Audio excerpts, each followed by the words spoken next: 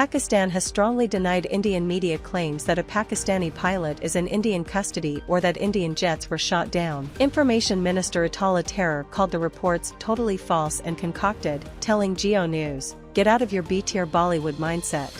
He added, "If India has proof of downed jets or a captured pilot, show it." Let me make it very clear.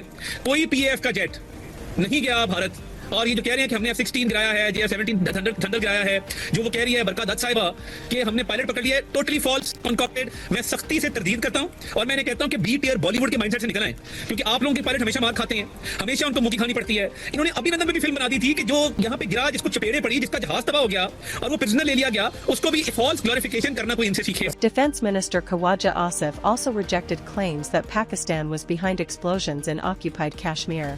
Speaking to the BBC, he said, "We have not mounted anything so far, we will not strike and then deny." As tensions continue to rise between India and Pakistan, diplomacy is flickering in the background, but so are drone strikes, missile claims, and real-world consequences. Here's your full update. In a rare high-level contact, Prime Minister Shehbaz Sharif spoke with U.S. Secretary of State Marco Rubio, reaffirming Pakistan's right to self-defense under Article 51 of the UN Charter. He strongly condemned India's recent missile and drone attacks that killed 31 civilians and injured 57, stressing they violated Pakistan's sovereignty and risked regional peace. Rubio said the United States is closely following the situation, committed to promoting stability in South Asia. Simultaneously, Foreign Minister 𝐒𝐭𝐲𝐬𝐬 confirmed that back-channel talks are active between the national security advisors of both countries, and the military hotline between their directors general of military operations remains open. If I may ask, you said that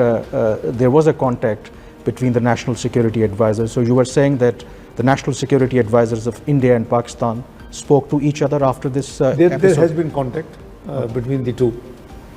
Yes. Addressing a joint press conference with DGISPR Lieutenant Gen Ahmed Sharif Chaudhry, FM Dar said India launched a sinister and provocative attack on its own territory in Amritsar to falsely blame Pakistan. He claimed 3 projectiles were deliberately fired within India, while a 4th entered Pakistani airspace and was intercepted. Conquered with the firing of projectiles, most probably missiles, several armed Indian drones also violated Pakistan airspace by crossing over the international border at multiple places.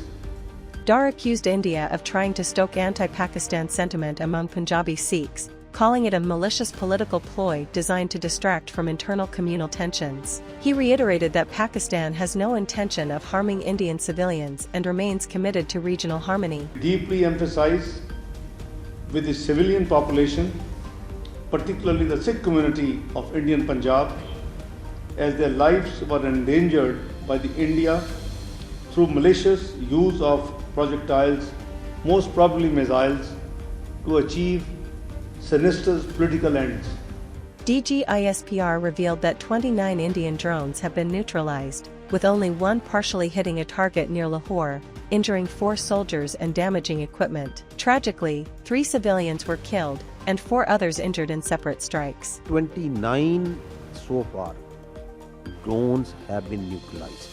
So मैंने आपको 25 बताए थे, another 4, 29. Only one managed to partially engage its target जिसके लिए आया था ये, और उसमें थोड़ा सा equipment damage हुआ है, और 4 हमारे फौजी जो भाई हैं वो उसमें जख्मी हैं. He also said a drone had attempted to target Nankana Sahib, a holy site for the Sikh community, calling the act abhorrent and a violation of religious sanctity. One drone जो सा है, they try to go after the holy place of the Sikh at the Nankana Sahib.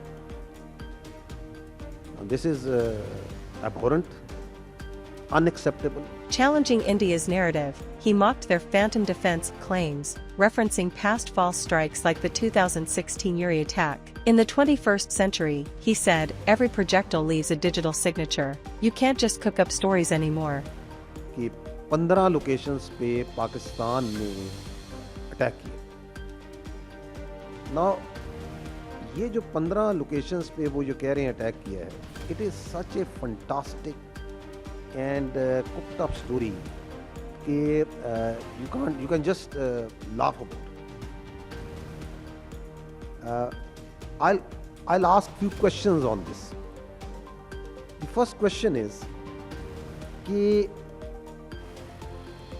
the Indian government and the armed forces, are they living in 18th century or 21st century?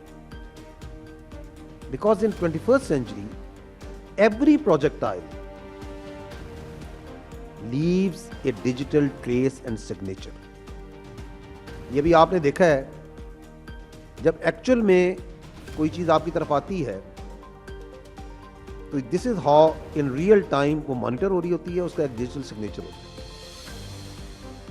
21st century में तो ऐसे ही है. In contrast, Indian Defence Minister Rajnath Singh reiterated India's desire for dialogue but warned against taking unfair advantage of its patience. He threatened quality action against any future provocation, referencing Operation Sindoor, India's codename for its strikes across the border. India claims to have neutralized Pakistani targets and struck air defense radars, while Foreign Minister Jaishankar defended the strikes as measured and targeted, warning of a strong future response. As conflict simmers, its impact on daily life is growing. Flight operations at major Pakistani airports, including Karachi, Lahore, Islamabad, and Sialkot, remain suspended. Emirates Airlines has cancelled all flights to Pakistan until May 10th.